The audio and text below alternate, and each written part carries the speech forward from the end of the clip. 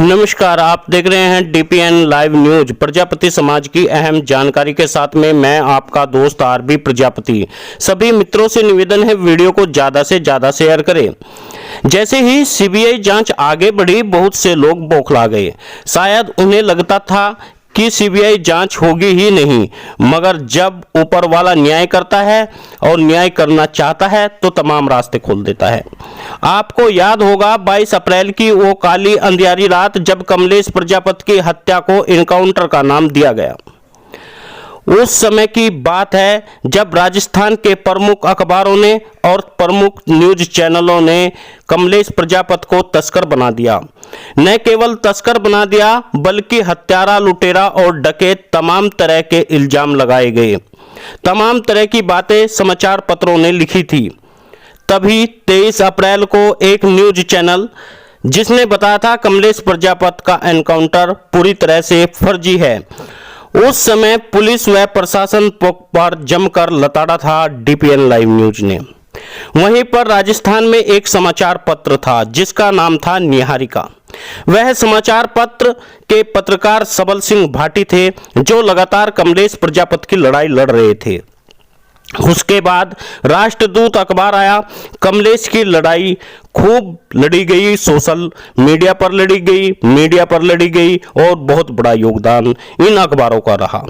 उसके बाद धीरे धीरे हमने अपील की कमलेश प्रजापति को तस्कर न कहे। 90% मीडिया कमलेश प्रजापति के हित में आ गई, जो एक बड़ा योगदान था। वहीं पर एक कमेटी बनाई गई जिसका नाम कमलेश प्रजापति फर्जी इनकाउंटर संघर्ष समिति था।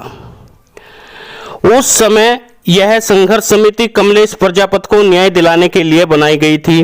उस समय यह लड़ाई लड़ने के लिए बनाई गई थी, धरातल पर लड़ाई लड़ने के लिए बनाई गई थी।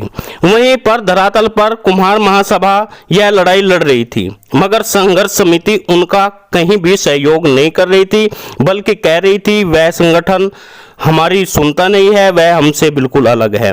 कुम्हार महासभा के प्रदेश अध्यक्ष किशोर दुल्लापुरा ने गांव-गांव, ढाणी-ढाणी जाकर के लोगों को जागरूक किया, मगर समिति के लोग हमेशा यही कहते रहे हमारी बिना परमिशन के सब कुछ हो रहा है। पूरे समाज को रोकने का काम यदि किया था उस समय संघर्ष समिति ने किया था। वहीं पर किशोर दुल्लापुरा लगातार यह संघर्ष कर रहे थे।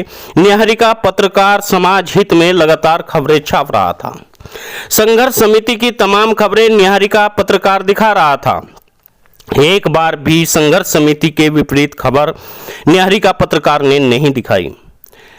संघर्ष समिति के पूर्व अध्यक्ष यदि पत्रकार से ने यह पूछ लिया कि आप समाज से अलग क्यों चल रहे हैं, तो उन पर वे मुकदमा कर देंगे, उनके खिलाफ तहरीर देंगे। ये कहां का उसूल है? उन लोगों पर मुकदमा क्यों नहीं होता जो बिना सिद्ध किए कमलेश को तस्कर बता रहे हैं, जो समाज के बजाय हरीश चौधरी का बचाव कर रहे हैं? वे कह रहे हैं कि प्रजापति समाज का अपमान हुआ है। अपमान प्रजापति समाज का उस समय हुआ था जब आप कमलेश प्रजापति को तस्कर बता रहे थे। उस समय अपमान हुआ था जब आप हरीश चौधरी का और मनीष चौधरी का बचाव कर रहे थे, जब पूरा समाज कह रहा था कि शक के घेरे में मनीष चौधरी और हरीश चौधरी है। उस समय आप चुप थे, उस समय आप उनका बचाव कर रहे थे। तब समाज का अपमान नहीं होता है क्या? उस समय समाज का अपमान नहीं होता है जब आप कहते हैं कि आपको बयान मीडिया के सामने नहीं देना है परिवारजनों को? उस समय अपमान नहीं होता है जब एक युवा लड़ाई लड़ने के लिए जाता है और एक बड़ी फौज को आप समाज की रोक देते हो? उस समय अपमान नहीं होता है जब उनके भाई को कह करके आप वीडियो जारी करवा देते हो कि यह हमारी बिना परमिशन के हो रहा है? अपमान होता है तो तब होता है जब किसी पत्रकार ने पूछ लिया कि आप समाज में अहित कार्य क्यों कर रहे हो। जब एक पत्रकार जिसका वो हक बनता है स्टिंग ऑपरेशन का आपकी वीडियो को, आपकी ऑडियो को जारी कर देता है। यदि ऑडियो रिकॉर्ड करना गुनाह है तो फिर इस मोबाइल में ऑडियो का ऑक्शन क्यों भारत सरकार से बंद क्यों नहीं करवा देते? यदि पत्रकार आपके हित की खबर बताए तो अच्छी, यदि आपके गलत कार्यों को उजागर करे तो पत्रकार गलत कर रहे हैं उसके खिलाफ आप दावा करेंगे। पत्रकार लगातार कमलेश प्रजापति की आवाज उठा रहे हैं। बिना किसी वेतन के अपने आप को जोखिम में डालकर आपकी आवाज को बुलंद करने वाले पत्रकार का आप मुकदमा करेंगे। अपने बीवी बच्चों की बिना परवाह के आपके फोटो खींचकर आपकी वीडियो बना करके अपने मोबाइल पर दिखाता है और सरकार के खिलाफ आवाज उठाने का कार्य जो पत्रकार करते हैं, उन पत्रकारों को आप मुकदमा करेंगे उन पर। यदि निहारिका पत्रकार सबल सिंह भाटी पर दावादारी होती है तो डीपीएन लाइव न्यूज कंधे से कंधा मिलाकर उनके साथ खड़ा रहेगा। निहारिका समाचार पत्र समाज हित में हमेशा साथ खड़ा रहा है, तो आज हमारा भी दायित्व है कि हम भी उसके साथ खड़े रहे। यदि आप समाज का अहित कर रहे हैं तो पत्रकार आपका स्टिंग ऑपरेशन जरूर करेगा और हर उस नेता का करेगा जो समाज को गुमराह करने का काम करता है, चाहे वो भले ही समाज का ही क्यों न है। उसमें गलत क्या है, कौन सा अपराध क्या है?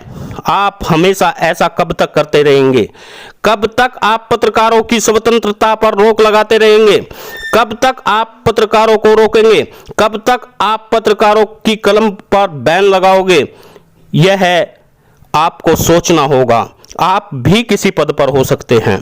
यदि आप भी इस स्टिंग ऑपरेशन में फंस सकते हैं। आपके अहित की बात यदि पत्रकार करता है तो आप उसे फांसी दिलवाने पर तुल जाते हो। अब आपकी आवाज बुलंद करने वाला का आप कभी सम्मान उस पत्रकार का नहीं करेंगे, लेकिन आपके खिलाफ यदि कोई दो शब्द लिख देगा तो आप उसके खिलाफ आवाज जरूर बुलंद करेंगे। आज समाज में बहुत से संगठन हैं जो यह जानते हैं कि गलत कौन है, सही कौन है। स्टिंग ऑपरेशन निहारिका पत्रकार न करता तो समाज के नेताओं का पता ही नहीं चलता कि उनके मन में आखिर क्या है।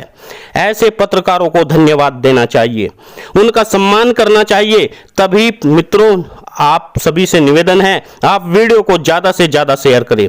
न्यूज चैनल को सब्सक्राइब जरूर